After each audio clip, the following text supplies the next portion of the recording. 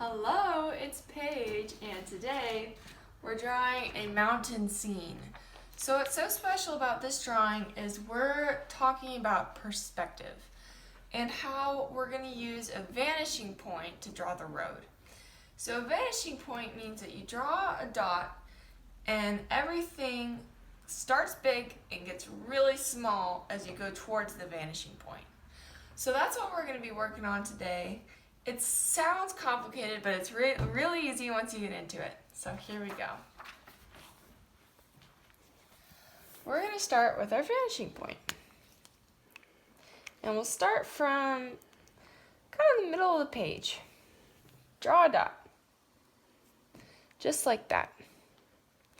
And from that dot, you're going to go out like a triangle almost. You're going to go out because when you look at something, it looks smaller the farther away it goes. So you're going to draw a diagonal line out, and you're going to do the same thing, almost like a triangle. Drawing it out, like that.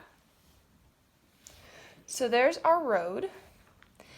And for the dots in the road, those are also going to start large and get gradually smaller. So we're going to do a square here at the bottom, and we'll do a slightly smaller square above it, and we're going to keep going but getting smaller and smaller and smaller until they don't even look like squares anymore. And you can do dots, and then they gradually get closer and closer together all the way up the road, just like that. So then we're going to draw the trees. Our first trees are going to be half off the page, so we're just going to draw half of them. We'll start with this one. Start from kind of high up on the page, and we're going to go down. Do a diagonal line down, and then we'll do one across. A diagonal line down, and then one across. And do that 3 or 4 times until you get a tree. And then to finish it off, on the bottom, just go straight across. And then you'll draw a stump. The stump is also going to be half off the page. Trunk. Yes, the trunk. Thank you, Mrs. Thompson. So then, for the other side, we're going to do the same thing. We're going to do a diagonal line down and across, down and across, down and across. I do it 4 times. And you'll go across here and draw the trunk half off the page. So those are our 2 big trees. And then we're going to draw the smaller trees going down the road. So these trees are going to be behind the big trees. So we're going to start by drawing a dot there. And we'll draw like the top of a triangle, an upside down V. And we're going to do the same thing, but we're not going to go over this tree. We're just going to imagine like we're drawing behind it, and we'll continue. Go down and across, down and across, down and across, down and across.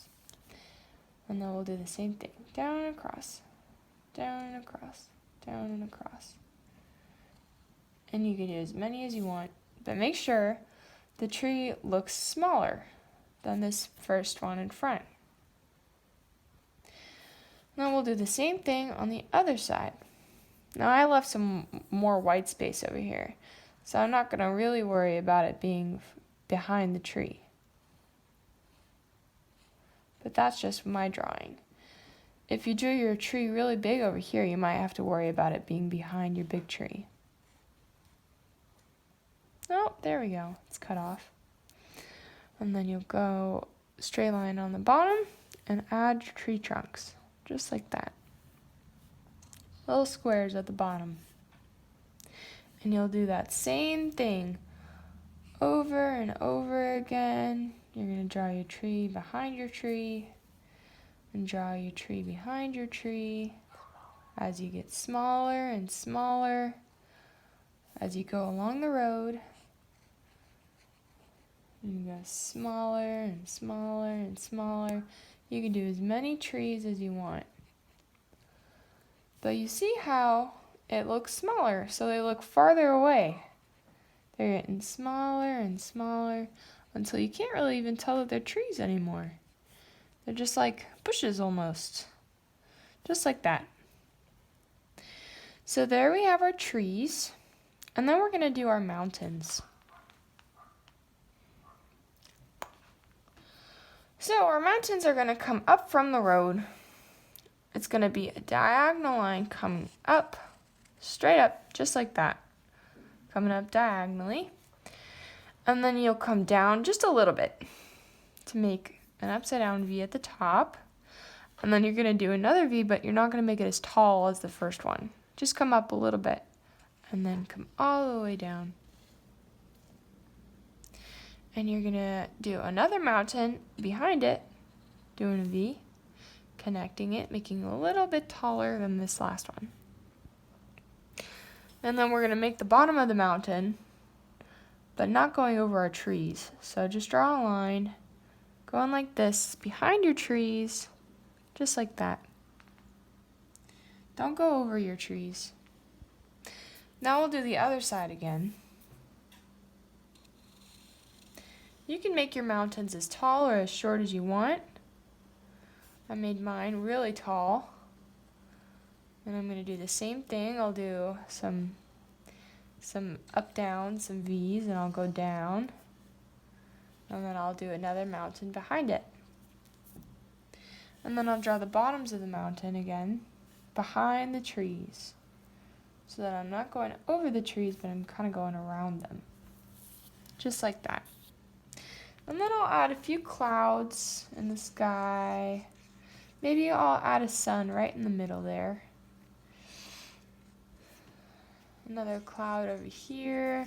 Maybe I'll add some birds flying. It wouldn't be too big. Yeah, so you can add some trees on the mountains if you want.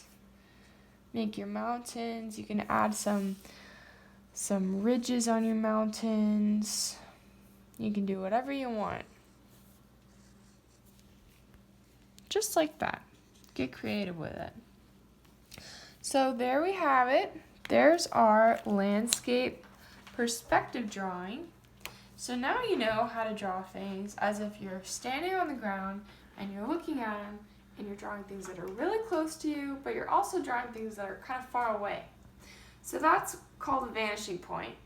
And it's something that professional artists use. And they use it a lot in their drawings too.